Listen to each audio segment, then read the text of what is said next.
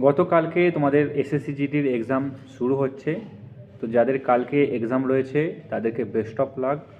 তোমরা যেরকমভাবে পড়াশোনা করেছো সেরকমভাবে তোমরা পরীক্ষার হলে নিজের কনফিডেন্স রাখবে যে আমি পড়াশোনা করে এসেছি, আমি মক টেস্ট দিয়েছি, আমার প্রিপারেশন ভালো আছে, আমি 100% সিলেকশন নেব।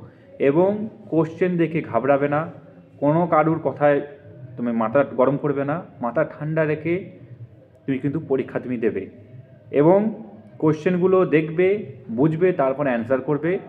যে কোশ্চেনগুলো তোমার মনে হবে টাইম টেকিং কোশ্চেন, সেই কোশ্চেনগুলো একবার অ্যাটেন্ড করে স্ক্রিপ্ট করে দেবে। আর যদি মনে হয় কোশ্চেনটা আমি পারবো না, সেই কোশ্চেনটা স্ক্রিপ্ট করে দেবে। যে কোশ্চেনে একবার অ্যাটেন্ড করার পর তোমাদের উত্তর বেরোবে না, সেই কোশ্চেনটা স্ক্রিপ্ট করে নেক্সট কোশ্চেনে চলে যাবে। এমনটা করবে না যে ওই কোশ্চেনই আটকে থাকবে।